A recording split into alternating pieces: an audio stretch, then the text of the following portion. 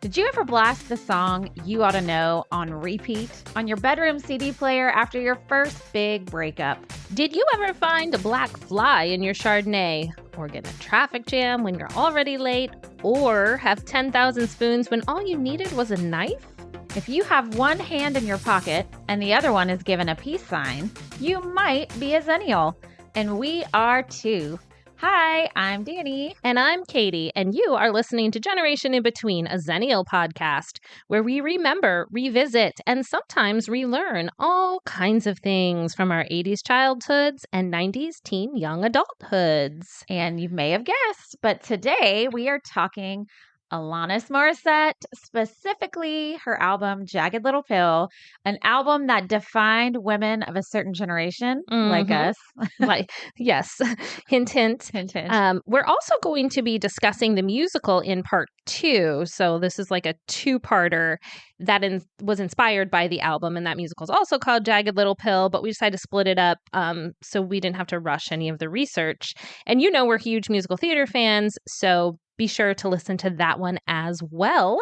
But before we get going on any of it, I think we have a few shout outs and maybe a circle back. So the first one is to say happy birthday to our devoted listener and guest, of course, and friend, Carlos. Yay. Happy birthday. It's always fun to have a birthday on a Saturday, a Friday or a Saturday. Yeah, we are recording on Saturday, July 27th. In case y'all want to mark his birthday down for next year. Get ready. Yeah. So we already talked to him this morning via text and said happy birthday. But of course, we wanted to give a little shout out. It'll be a few days before he hears it. But happy birthday, Carlos. And what else do you have? Okay. So I have one correction that is not from Carlos. It is from my own child. So sent via text. While we were in the same house. Do you do that all the time with your kids? I do. Yeah, it's ridiculous. So he was listening to our Bratz documentary episode. Okay. And he texted me that we never said the Rat Pack members. Okay. So I thought we did too. But and of course, maybe not all of them. I think that's what it was. We missed somebody. Because I think we said Sammy Davis Jr., Dean Martin, Frank Sinatra, and then we blanked. Maybe. I don't know. But he texted me and said that we forgot Joey Bishop. Okay. But what he did not say was that we also forgot Peter Lawford. Oh. Okay. So that's 5. So there's 5. Okay. 5 members of the Rat Pack. Okay. Which was one of the inspirations for the Brat Pack name, as we did discuss. Okay. So anyway, thanks, Cooper. Yeah, this has been Corrections with Cooper. I love it. Look, we're open to relearning. We are. If we forgot a thing or whatever, we're happy to hear more about it. All right. Well, did you have any others? I don't think so. Do you? No, that's it. Look at us. So let me just kind of preface this by saying when we decided we wanted to do Jagged Little Pill, Alanis Morissette, we decided, we want to include the musical. And so we split it up. Yeah. So Danny's doing the album-specific research. So obviously, just because I've been alive this time period, I'll probably know some of this, but I haven't read in depth what she's got on here. So I'm hopefully learning for the first time some things along with you listeners.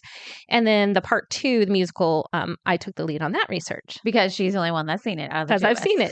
So I'm going to try not to have spoilers. I'm going to try to explain it the best I can without spoilers, but that'll be the other part. So yay. Danny, take it away. We're going to talk about our own personal memories about this album after we get through just the history. Mm-hmm. So I'm just going to give some background. I know we have some listeners out there who love it when we throw in the research. Yeah. So we'll go research first. So save your stories till we get to our memory piece. It's coming, I promise. But I found out some really cool facts about this album and about Alanis herself. Yay. I'm excited. And I think you are going to know a lot of this. So let's talk Jagged Little Pill was Alanis Morissette's 3rd studio album.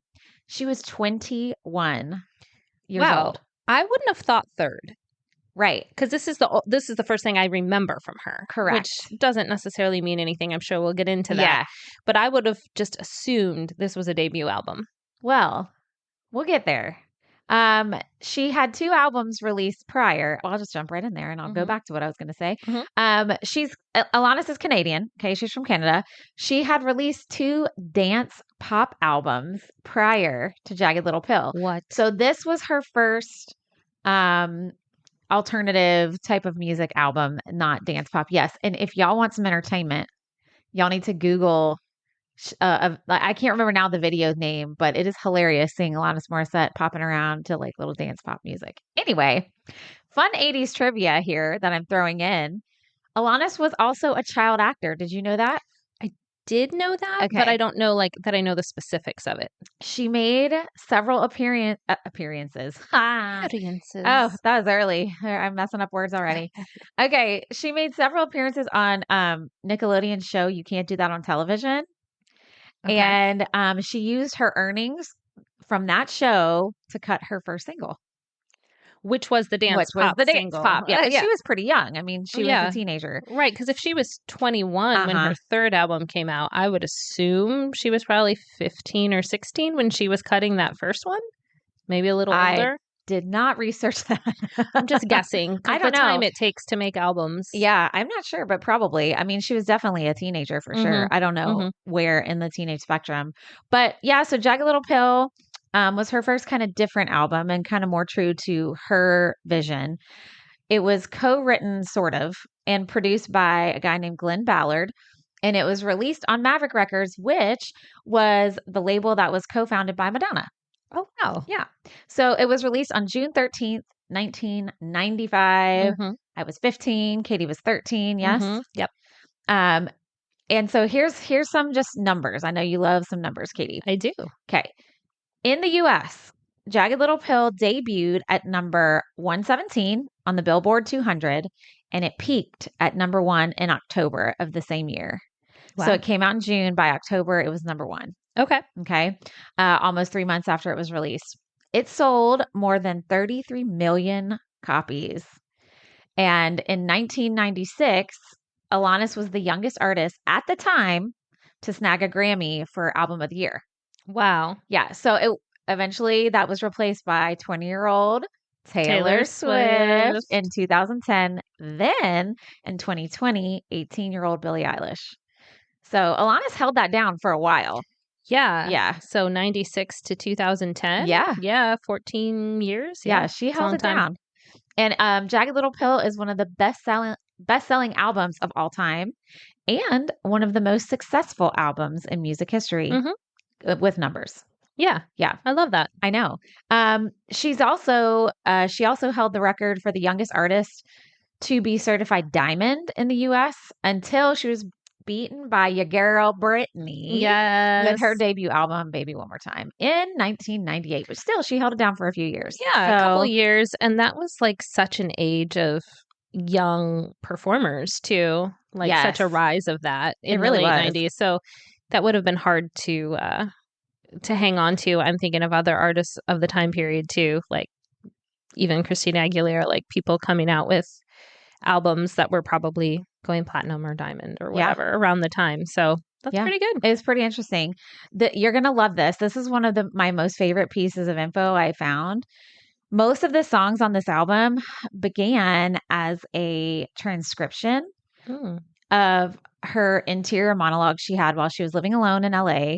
She spent a lot of time rollerblading on the Santa Monica Pier. Interestingly enough, the song Ironic was the only song whose lyrics she wrote with Glenn Ballard. The rest of the song lyrics from all the other songs came directly from her diary. What? Right?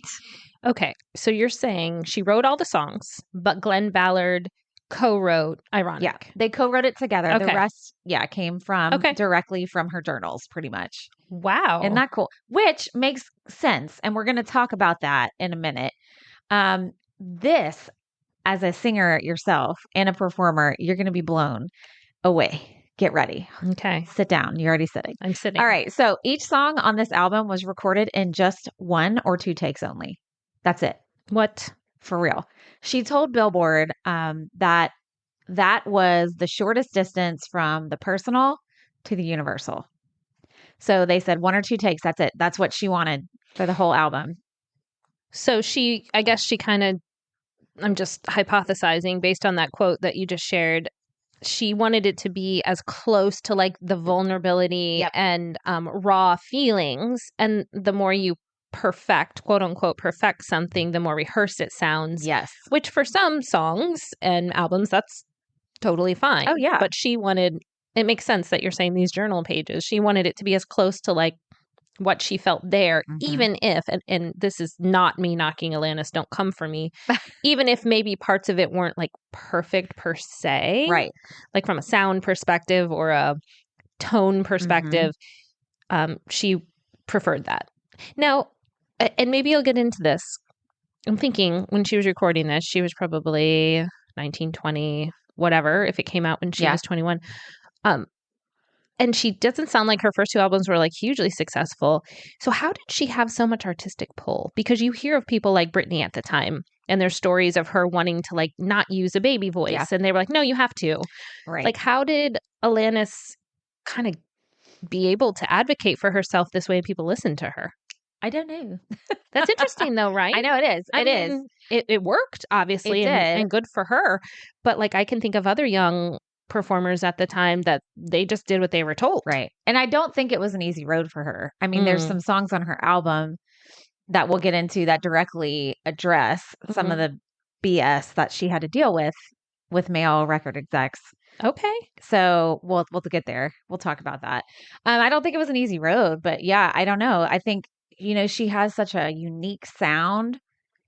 And I think too, during this time in 95, now we have so many strong women musicians. Not that we didn't then either, but it was definitely a turning point in music. And her voice we had never heard a voice that sounded like hers, and a direct way that she was calling shit out really much, pretty much. And that was kind of, now we're going to get into like our personal memories and feelings about the album before we go into direct songs. And I was thinking about, why did this album resonate so strongly with our generation? And even now, like I still listen to it and absolutely love it. I mean, teenagers still listen to this album now. And I think the reason for that is, which now that we know it came directly from her personal journals, it's raw and honest emotion, like plain and simple. It's also full of women empowerment, like so much of it.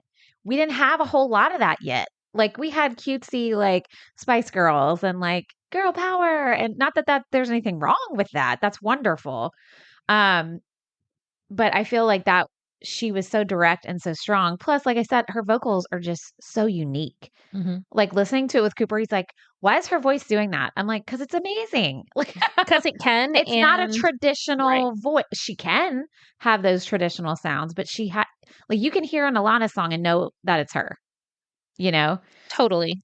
And I think like her songwriting just feels very vulnerable and deep. And it feels like a journal entry because it was like, and they were all thoughts. You can listen to that album, I feel like, and at least have one song where you're like, oh my God, I feel that exact same. So I don't know. So tell me some of your personal thoughts and memories. And just really quick, like not to jump ahead to the next episode about the musical, but spoiler alert, a lot of the people in the musical weren't born when this album came out. Crazy. Obviously the older characters were, but like some of the people who played teenagers and stuff. And so I found this story about those younger people saying that to prepare, they listened to the album. And that they said basically what you said. They would have thought it was made like yesterday. Right. It's like, still relevant. They resonated with it.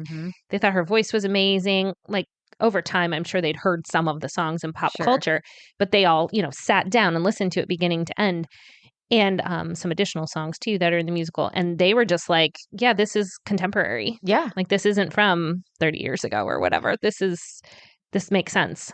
Yeah. So it kind of goes with what you're saying. Yeah, for real. So I remember I was in middle school, and this is going to sound crazy, but I just remember it being almost like dangerous to listen to. Oh. Like she's talking about basically, like, especially You Ought to Know. This just like anger and sex, and no apologizing for it. Correct. Yeah. And maybe dangerous isn't the right word, but when I was that age, I felt like, ooh, I'm listening to something like. Right. Well, you grew up in a pretty religious house, right? Yeah. Yeah. And I had actually been homeschooled until around when this album came out.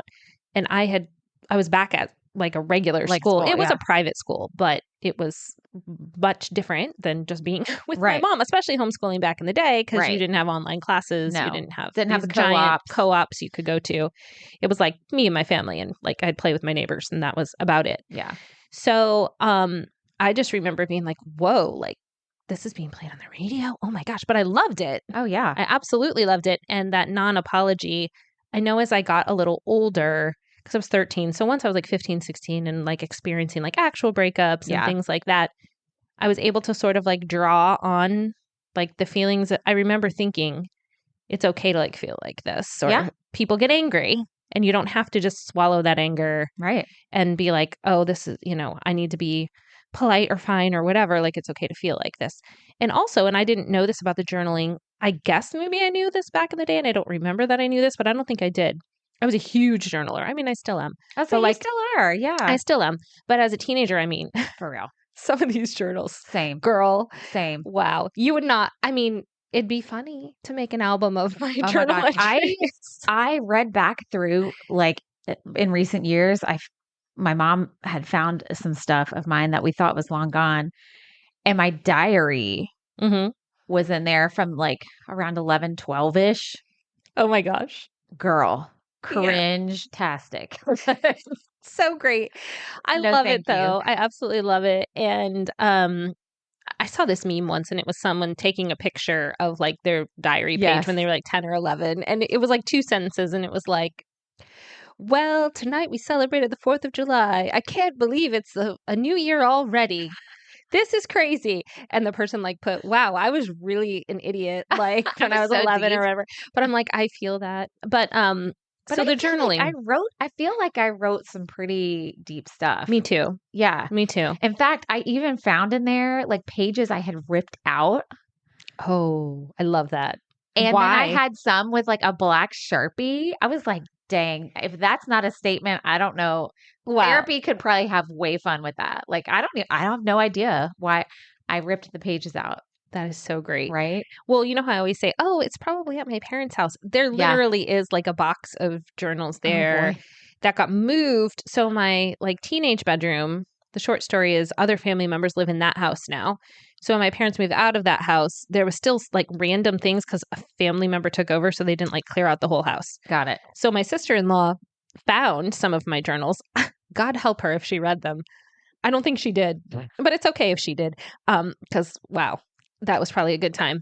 But she just sent me a picture of them and they got moved over to my parents. So I just need to get them. And if I find a really juicy or cringy page or 10, I will share with listeners. Okay. I just had a great idea for an episode, as so happens to both of us when we're on here.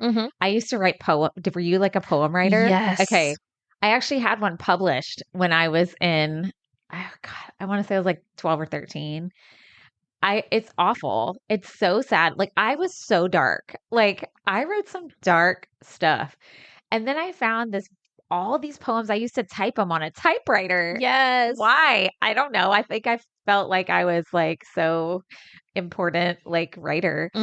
We need to bring in some of like our teenage writings and read them. Yes. Because I guarantee there's other people who are going to be like, oh my God, I wrote stuff exactly. I love this idea. So I'm going there in a couple weeks. Yes. So okay, I have a list of things I'm looking for anyway, like photo albums and stuff.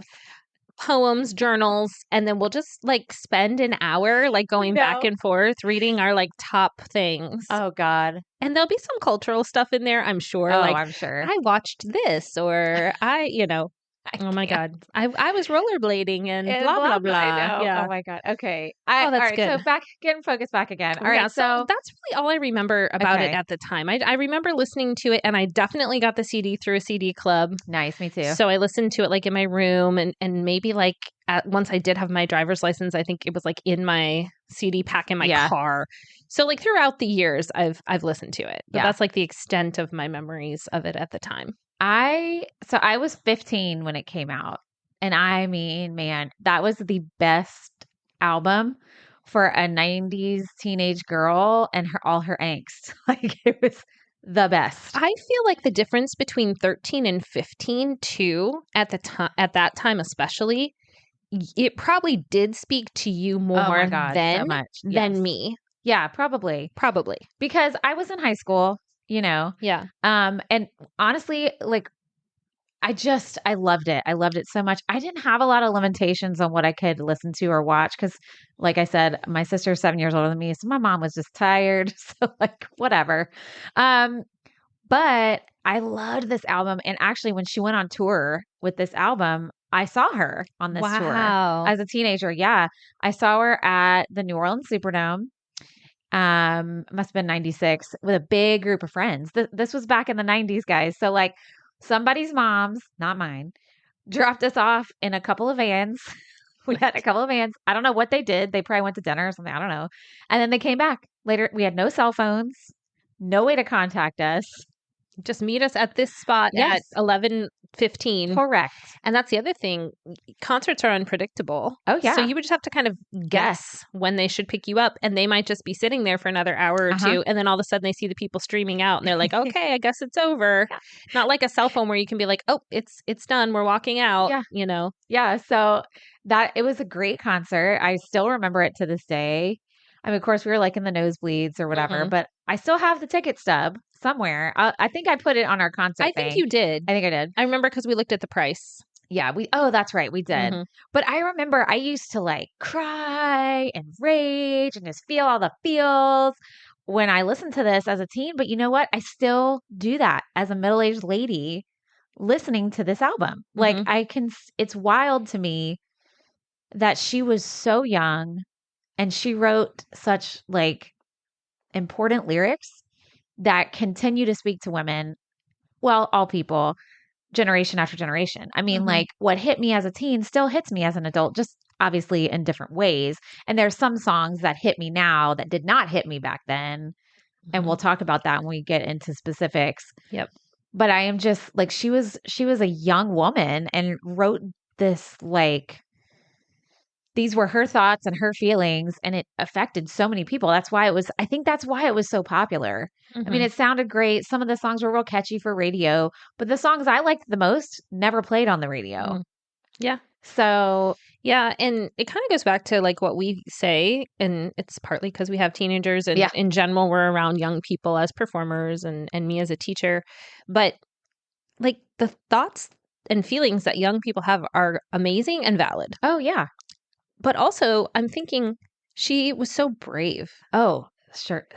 I don't think I could like put my journal pages out there now. Like if I post a journal page in my story because there's like one thing I want people to see, I black out the rest because I'm like, I don't want people to know that I said that, even though it's probably something totally normal and fine. And the people will be like, oh, good for you for like writing that down. So think of how brave you'd have to be. I know. At this age, partially just to share it with anyone, to share it on the big scale. And as I mentioned, and you've mentioned, there was no one out there doing this. So you didn't have really a precedent to follow. Right. You were just like, I'm going to be brave and say all these things. And either I'm going to totally crash and burn, or people are going to be like, oh, why did you say that? Or it's going to be a huge hit. Right. I mean, I don't know. I think that this album is wonderful for so many reasons, but all the things you just said. So now let's talk about the song. Yes, We're not going to play sound bites because I don't know. We've done that before, but now I'm like worried we're going to get in trouble. Yeah, because we're like starting to like make it in the algorithm. So we don't really want to mess that up. Yeah. And you all can just listen to this with better sound quality than through a mic on your own. Yes. And if you are a Xennial, you probably know all these songs anyway. Yeah. So as we say them, you'll just like sing the lines you know really quickly. So, okay, I do have just some like facts and trivia on a few songs, some things to chat about. And then we'll talk about like our favorites and why. Okay. So one of the songs you ought to know, Katie, what do you think I'm going to talk about with this song without looking at my notes? Who it's about. Yeah. I mean, I haven't read through that part of the notes, but good. That's like the constant mystery. The constant mystery of is this song about Dave Coulier, who played Joey on Full House? Did I say his name right? Dave Coulier. Dave Coulier. Yes. Is it about him? So before I get into that, I'm going to talk about it. The answer will surprise you. This was the first single released from the album. Okay. You Ought to Know was the first single released.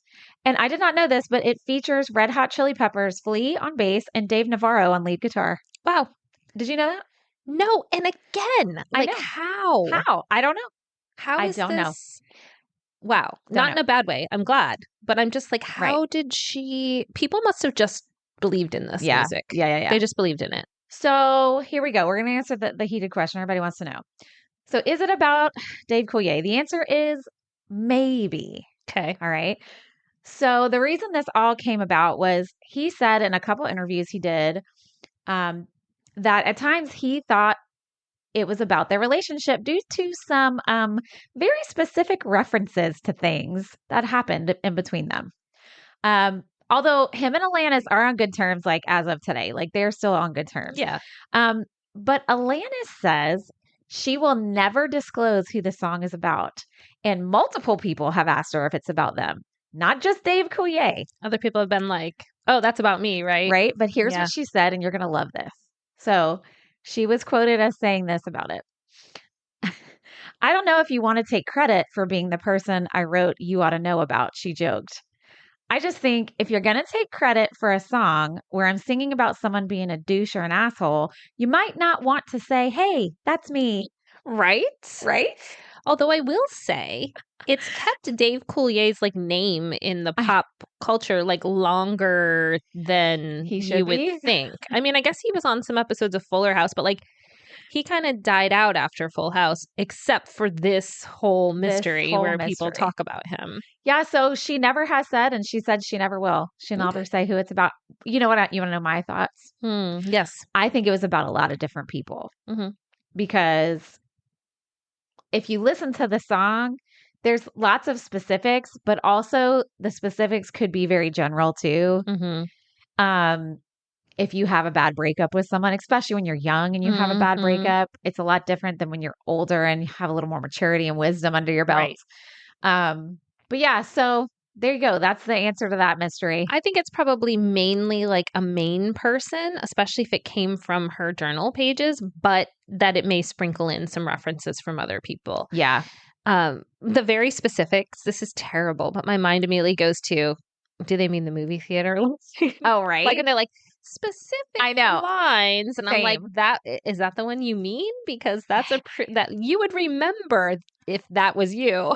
Right? But it could have been several yous. But I was going to say, but maybe not know. if that's like your thing. If that's your thing. I mean, might not be you, Dave. Sorry. Right? Could be other people. Actually, you know what? Here's what we're going to do. We're going to go through the songs in order. Okay? Because I have like little tidbits, and then we can, when we get to one, if it was one of your favorites, chime in. Okay. Let's do that. Okay. So the very first song on the album was All I Really Want. Then the second song on the album was You Ought to Know. That was the first single release. Great. We're just changing things up this morning. Let's do it. Hey. The third song was Perfect. Oh, how does that one go? Because now I'm thinking of Pink's song Perfect. I just listened to it in the car. It's the one where they're talking about I love you if you're perfect. Like it's about like kids trying to get their parents' approval. Okay.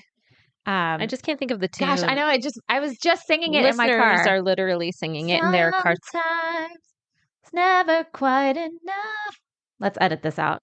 No. How many times do I have to tell you? Okay. Yep. Got it. Yes. Those were not the right lyrics, but that was the gist. Yeah. No, it's in my head now. Thank you.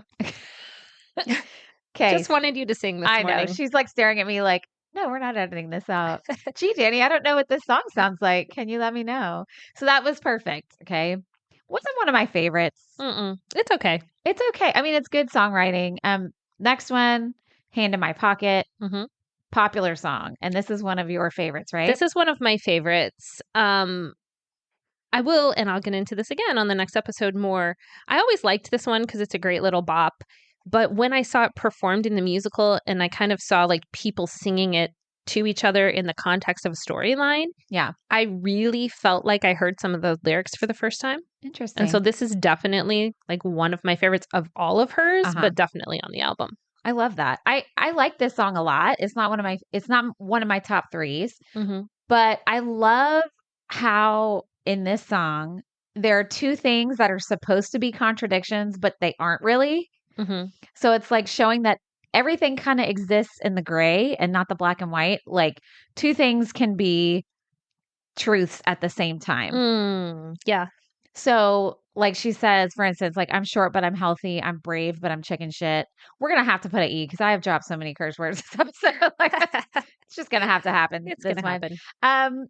Like obviously you can be healthy and short, right? Of course. Obviously you can be scared and brave. Right. At the same time. Yes.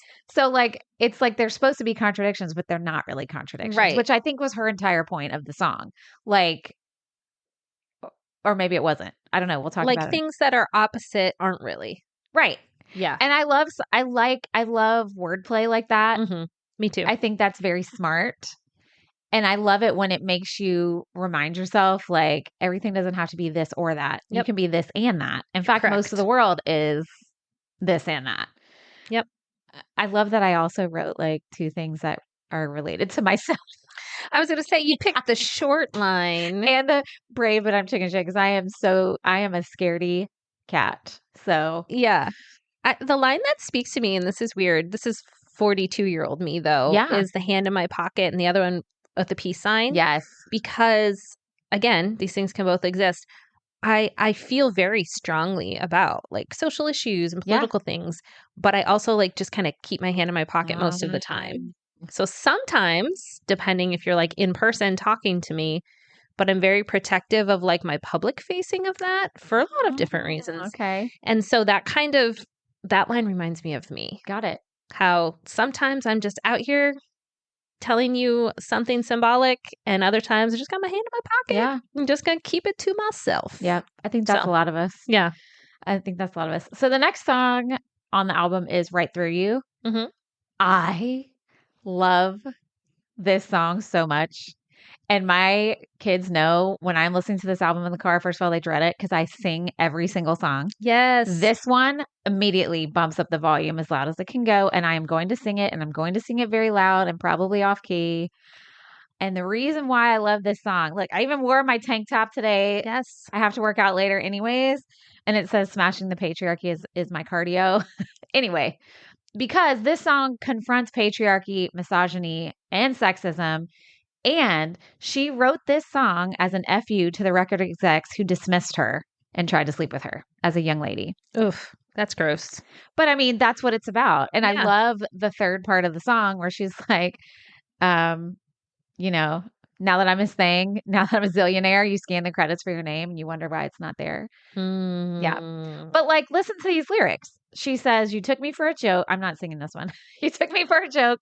You took me for a child. You took a long, hard look at my ass and then played golf for a while. Ooh. Ouch. Then she says, your shake is like a fish. You pat me on the head. You took me out to wine dine 69 me and didn't hear a damn word I said.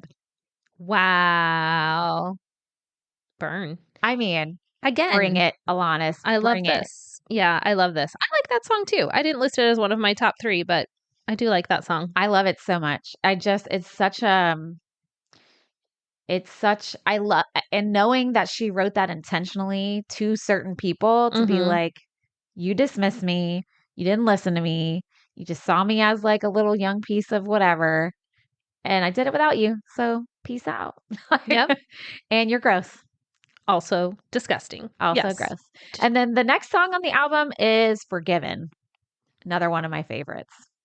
And this is one of the songs that hits a little different as an adult than it did as a teen, but I didn't necessarily not understand that as a teenager. That's very like a backwards way of saying that, but this is the song that talks about religious hypocrisy, mostly Catholicism, and the shame and guilt that's placed on women and their sexuality. Mm-hmm. So I remember re-listening to this song as an adult, like just a few years ago, and I hadn't heard it in years. And I remember I literally was crying in my kitchen because I felt it so much and so differently, especially in the era I was in with like my own faith journey and realizing certain things and healing from trauma and all the thingies. But that song, I think, is a very powerful. I mean, all these songs are powerful Right, songs. right. They're all powerful songs. But I mean, she's like taking out all these different things, right? Like, Yeah. it's not just the misogyny in the record industry, which would be a big thing in and of itself. Yeah. It's also the misogyny and, I don't know, discrimination or unfairness of Yeah. religion, which is interesting given a lot of the trials that the Catholic Church would face, Yeah. like in the coming decades, that a song like this is almost like telling the future, even though it wasn't like future stuff. It was, they were getting in trouble for like Yeah. a past history of things, but like she was already talking about it in Right. 95, Right. basically. I mean, and I did not grow up in the Catholic Church, and I don't think that this song has to just be about Catholicism. I mean, honestly, it could be about any kind of faith that has the same views on sexuality and women. Yeah. You know, I wrote down some of the lyrics, but I feel like I could have just wrote down the whole dang song where she was saying, she said, "I never forgot it, confusing as it was, no fun with no guilt feelings." And I was like, man, there's some truth in that. So, and we'll have to, maybe we should do an episode on purity culture because that was a huge thing in the 90s. Oh, wow. True love waits and all the. Ooh. Katie's, I know. I don't know. Oof. We haven't done like a super serious one since we did diet culture. We just were like, okay, we're done. Yeah. I mean, I'm not afraid of them. It's just we've had so many fun things we're like, let's do it. But purity culture, I think we could add. I know we have one on potentially on the AIDS epidemic crisis, which we've sort of been scooting to the side till we have like the proper time and attention to really research it the way we should. But we could add purity culture there. I would have a lot to say. Same. Yikes. Anyway, so moving on to a more fun song is You Learn. Yep. And I listed this as one of my top 3.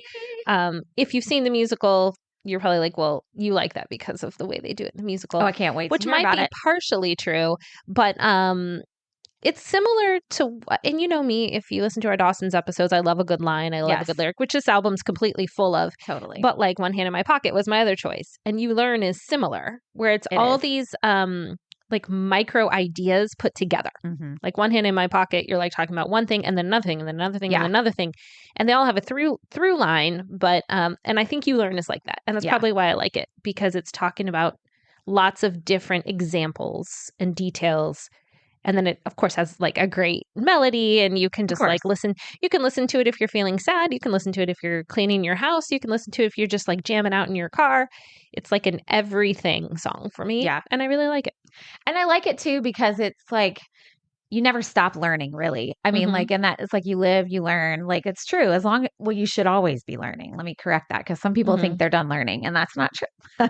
Hey, look at us on here. Oh my gosh. This has forced us to learn and relearn on a weekly basis. So, all right. So the next song, we both have one as one of our favorites. So I'm so excited to talk about this one. So the song Head Over Feet is next on the album.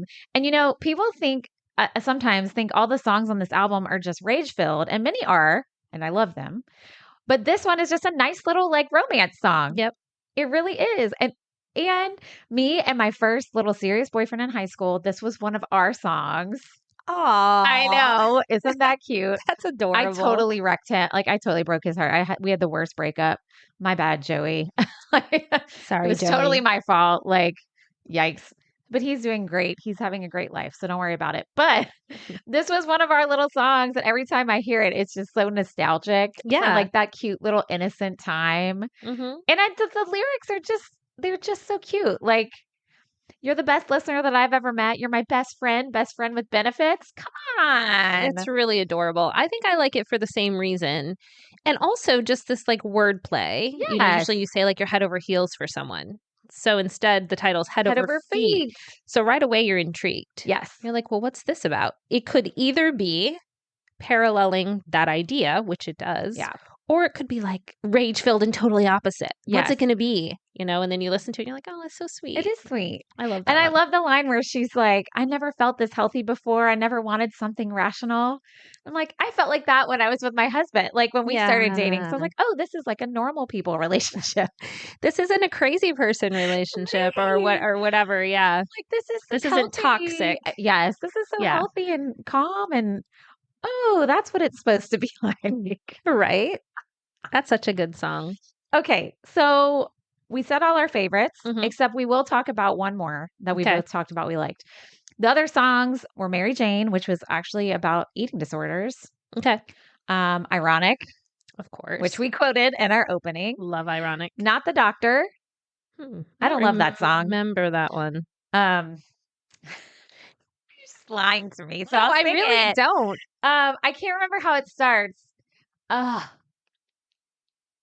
I don't know. I don't remember. I can't. I'll listen to it later. Literally just, I kind of skip this one sometimes. Yeah. It's not my favorite. And then Wake Up. I do love that song. That one's good. Yeah. But so there was a secret song on this album. This isn't something that is done anymore with streaming music, which is kind of sad. There's not secret songs, right? Right. Because it just streams to the next thing. So for those of you young bucks out there who don't know what we're talking about, so on a CD player, there was a button where you could repeat a song over and over, like we mentioned in our intro, or you could put it on a repeat loop where you would listen to the whole album and then it would automatically loop around again. There was a secret song on this album that you could only access on the entire album loop. Okay. Right. So if you're in your bedroom, you're doing your homework, or you're just feeling sorry for yourself, and you have the album on and you have it on the loop, this song would play. And it was a very creepy song, but it was very powerful. It's called Your House. It is sung totally a cappella, which is beautiful and haunting. So good. It's kind of stalkerish. Like the beginning of the song says, I went to your house, walked up your stairs, went through the door and nobody was home. Then she talks about, would you forgive me if I danced in your shower? Yes, that's the line that I'm like hearing in my head. Like, would you forgive me? So it's basically about a heartbreak. Somebody who is no longer with their partner. They go in their house when they're not there and are just being a stalker. And then they find a note from their new love interest and it like wrecks them. And that's the whole song. This is a really probably stupid question. Yeah. But can you find this song like on Spotify now? Yes. Okay. So they're on Apple Music. In fact, hold one second. Yeah. Okay. On Apple Music, I know. I don't know about anything else, but I wanted to see if I could find it. There is, hold on, I'm going to pull up this album because I've been listening to it like crazy. And now I need reading glasses, everyone. So, what are you wearing now? Well, reading glasses are for up close. I have glasses to see far away. Okay. These are for my far away sight. Okay. But I'm going to have to get like bifocals eventually, everyone. That's just... I have horrible eyes, so I'm not laughing at you. I know. She's I'm like, laughing well, what are you wearing now? Because you're wearing glasses, Danny. For those of y'all that don't know, I do have glasses. Anyway, so if you go to the album on Apple Music, you can see there is a You Ought to Know that's a number 2. But then there's at the bottom a You Ought to Know that says, oh, don't play it. Come on. That is I'm trying to see what the full title is. How do I look at that? Oh, here we go. There's one at the very bottom that says, You Ought to Know Jimmy the Saint Blend / Your House a cappella. Ah, so it's like a combined. So you have to listen to the whole song of You Ought to Know and then wait for like a minute or so and that song will start. Okay. So it's kind of the same idea. It is. Same like vibe. Yeah, as you same would have vibe. had. So you still have to kind of wait for a second. My husband did not know this was a thing. He did not know it existed. He had never heard the song till yesterday. Did he like it? Oh, yeah. He's like, oh, I like that. I mean, and she has a beautiful voice. For those of you who aren't singers, it's really hard to sing a cappella and sound good.